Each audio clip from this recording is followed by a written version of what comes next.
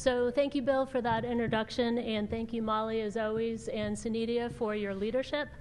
And thank you to you all for staying until the end. I promise the discussion is going to be worth the wait. So, as most of you in this room already know, undersea warfare is one of the most technically difficult and dangerous types of operations. Anti-submarine warfare is conducted in a complex and variable ocean environment. Knowledge of that ever-changing ocean environment is what helps us develop and evolve the technologies that aid our warfighters. Beyond understanding the physical properties of the ocean, we're delving into tactical oceanography, the military use of oceanographic information to gain advantage over our adversaries. Tactical oceanography is the study and application of oceanographic data and tools to support military operations, particularly in naval warfare.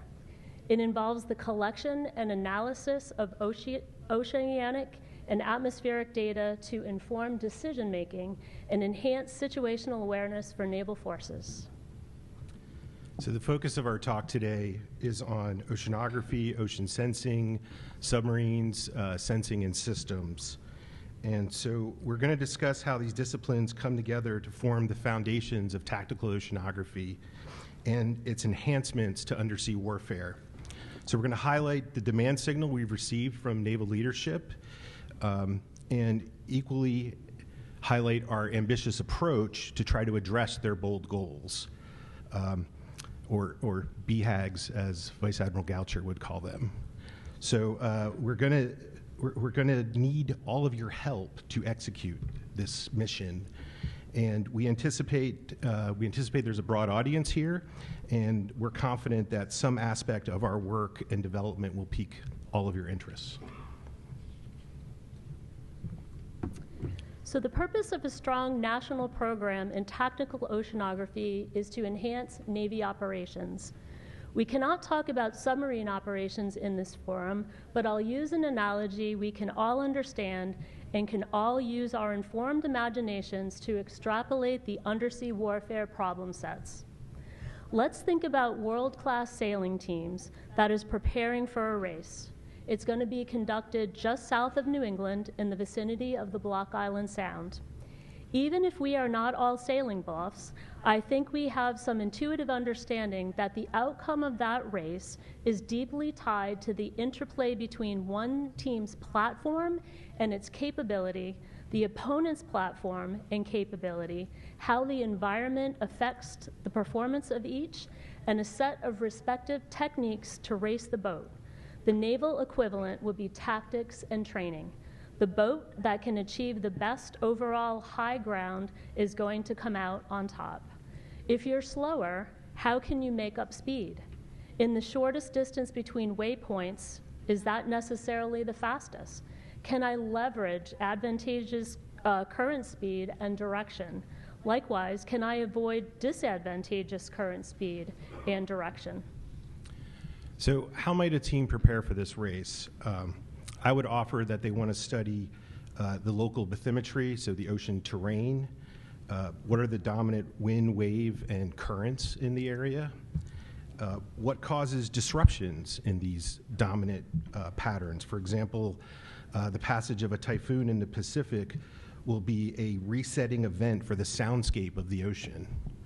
What local measurements are available to reconcile the expectations with reality? So does NOAA have a buoy that we can use to examine whether our forecasts, our models are giving us accurate information? And so every example I provided is representative of the core mission that my organization executes in support of naval operations.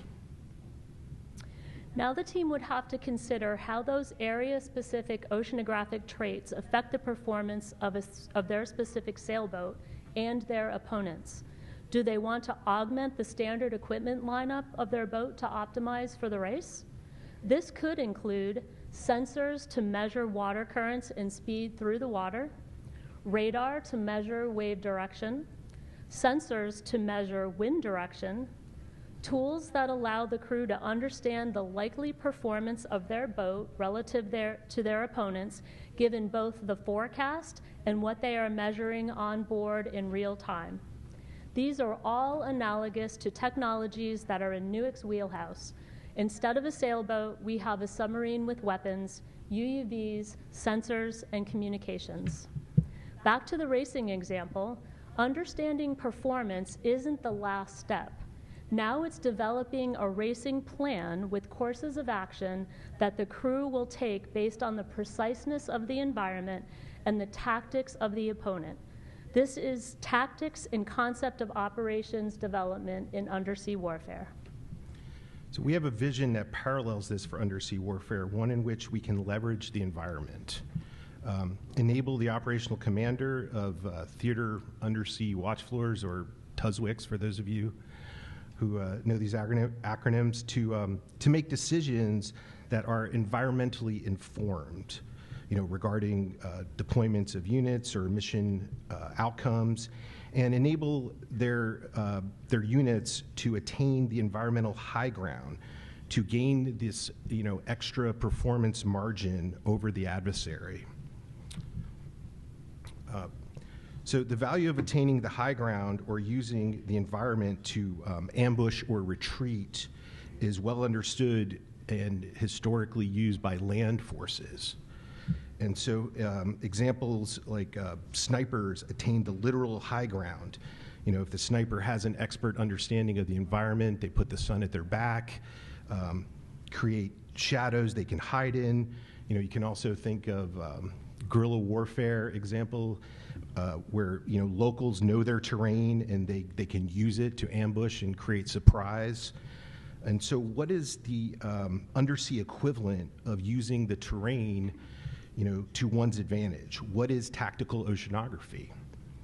How do you know you are doing it? At a basic level, it involves oceanography and its impact on systems and platforms and how that informs tactics and decision making.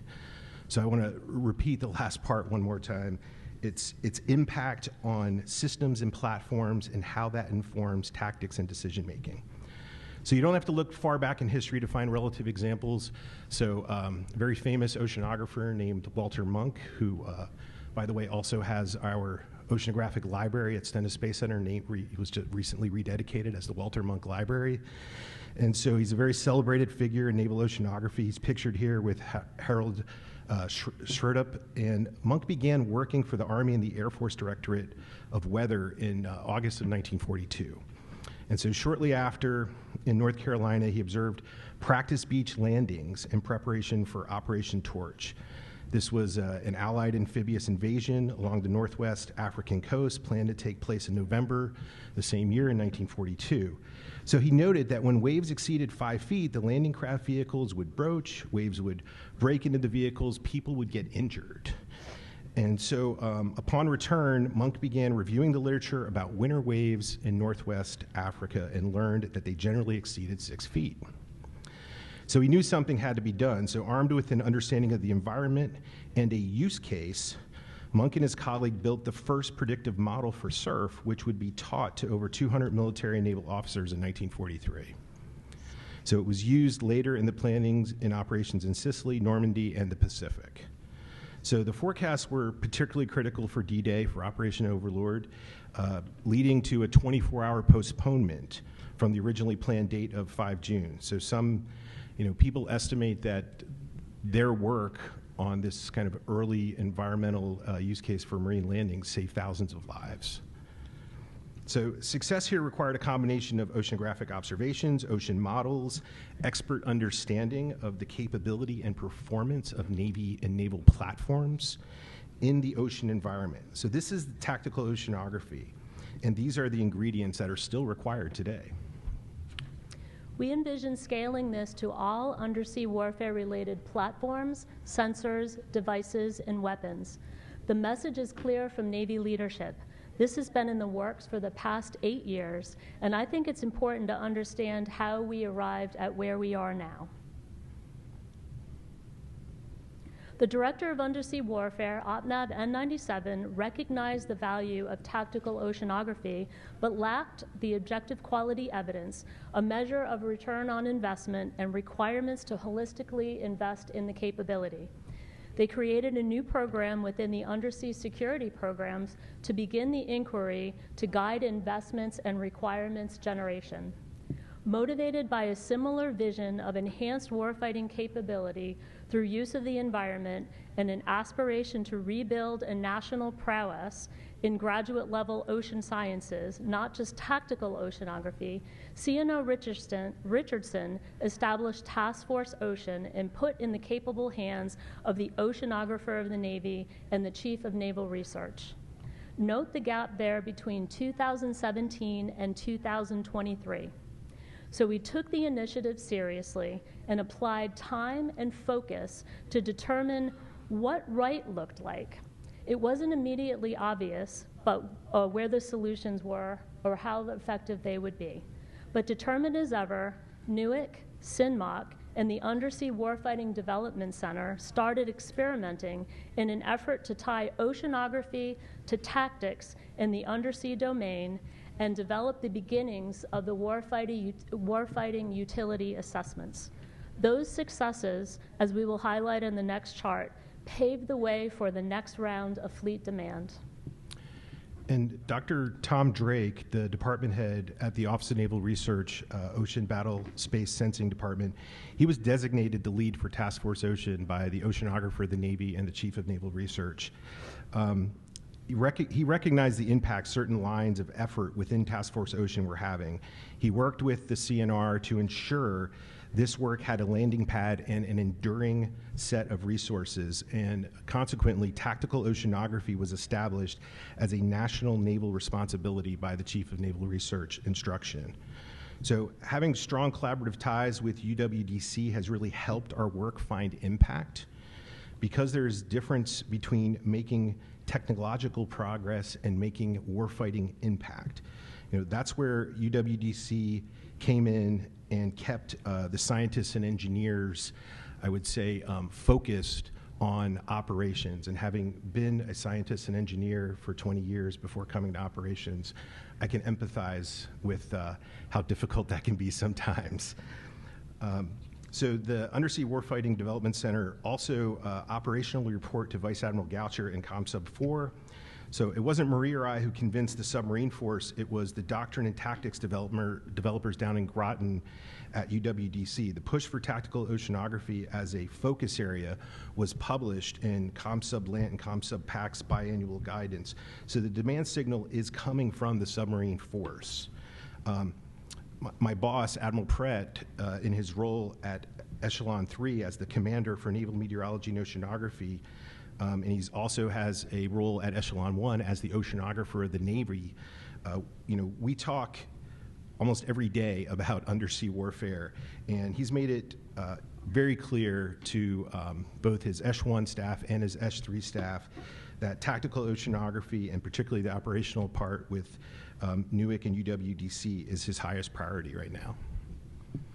So as Secretary Del Toro discussed this morning, he released the 2024 Naval S&T Strategy, which is truly ambitious and inspiring. In my opinion, it's required reading, and it's a really short read. No sooner into the document than the first page do you read about SecNav's strong emphasis that we must squeeze every ounce of performance margin out of our naval platforms by using the environment. The strategy calls for national naval responsibilities to have a decisive understanding of the oceans and ensure we leverage any advance to deliver a warfighting advantage. We are approaching the limits of physics for certain technological advances, and the cost per unit performance gain is becoming increasingly cost prohibitive. The ocean environment offers one of the only viable, widespread means to significantly increase margins across nearly every tool that the Navy employs. It's been historically under-leveraged, so the room for gain is plentiful. With all of the demand and this potential gain, Joe and I and others, such as Dr. Drake and Captain Matt Boland at UWDC, ask ourselves, How do we posture our respective organizations and the enterprise to produce capability at a pace and quality that matches the ambitions of our leaders? As we're exploring this space and understanding the challenges that lie ahead, we are analyzing workload management and workforce development. We are addressing the lack of tactical oceanography governance in support of fleet demand signals. We are identifying our internal and external roles in the mission. We are defining our long-term commitment to resources so that the Navy Research and Development Establishment and Naval Oceanography can form its strategic plans.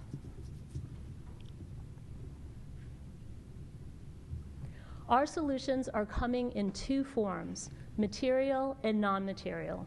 Material are widgets, gadgets, tools, and sensors that fill a gap in tactical oceanography. Think new systems. Non-material improvements come from applying sound tactical oceanography insight and practices to existing systems. In the material realm, we are looking to industry and are harvesting tried and true technologies that you've been producing and using for decades. One great example is distributed temperature sensing. This has been used by the oil and gas industry and academia for over 20 years. It leverages fiber optics to measure quantities like temperature and pressure along with tens of kilometers of cable. This is a perfect candidate for submarines, surface shipped, and unmanned systems. This is technology that we can integrate into cables we already have, whether they're towed or stationary, to rapidly field this kind of capability with existing systems. The ability to understand something as straightforward as the time and space evolving temperature profile was once a roadblock, but not anymore. The shape of the temperature profile affects acoustic propagation, so it controls an ability to hear and not hear things in the ocean.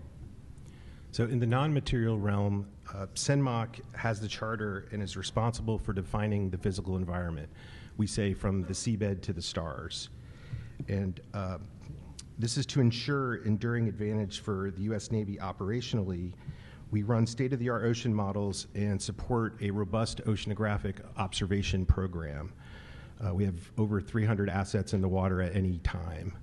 And we continue to make investments in both these areas to improve the accuracy of our prediction for Navy application and to enable broad, persistent oceanographic sensing in areas of naval priority.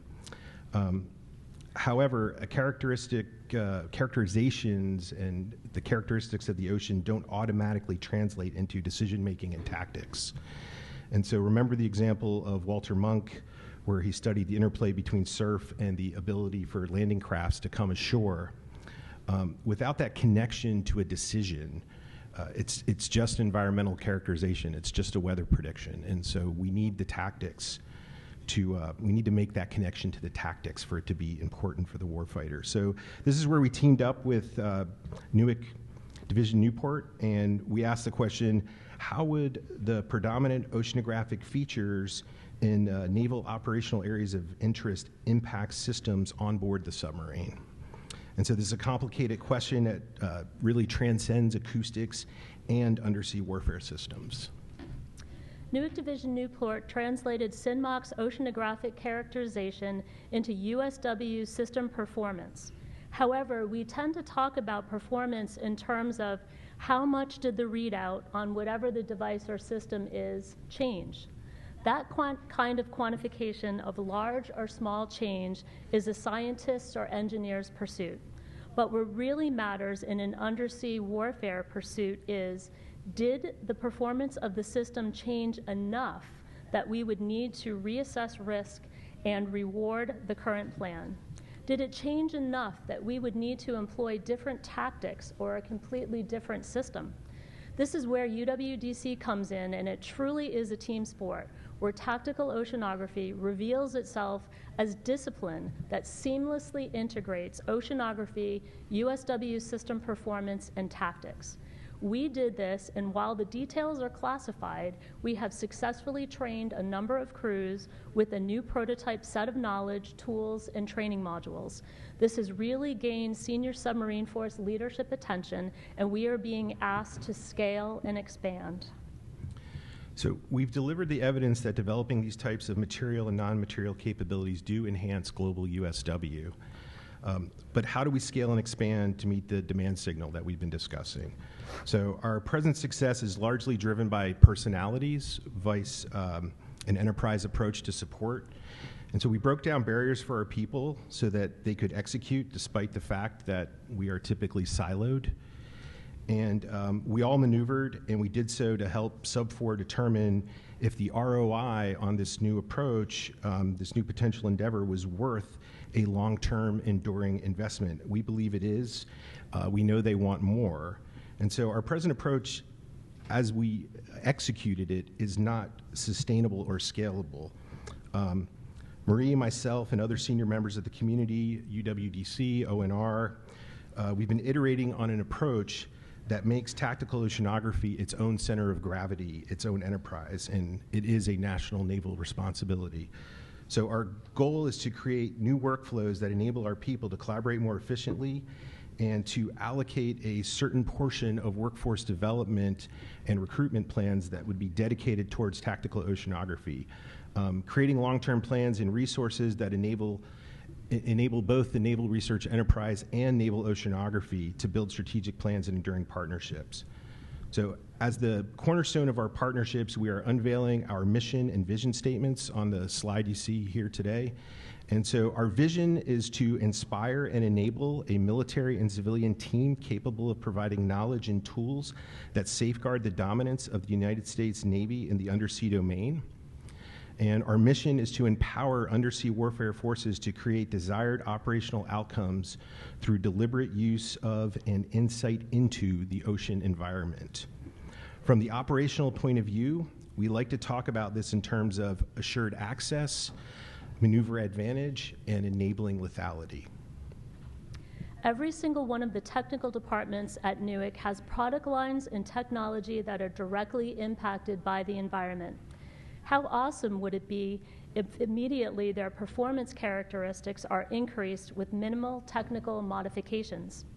This is true whether we are talking about unmanned vehicles, weapons, employments of sonar systems, communications and electromagnetic warfare, and many other things at Newport. We can't deliver what Vice Admiral Goucher and others have asked us for unless we seamlessly connect the ocean environment through USW systems, platforms, doctrine, training, and tactics. NUIC is uniquely positioned from both its responsibility to deliver USW undersea technology and its proximity to the Undersea Warfighting Development Center, the Submarine Learning Center, the Naval Submarine School, the New London Subbase with Submarine Development Squadrons 4 and 12, all right down the street in Groton, along with the Naval War College in Newport and our incredibly diverse and industry partners in the Northeast, and certainly here in this room today, we can evolve these important capabilities. And I neglected to call out the new NOAA installation and our partnership with NOAA.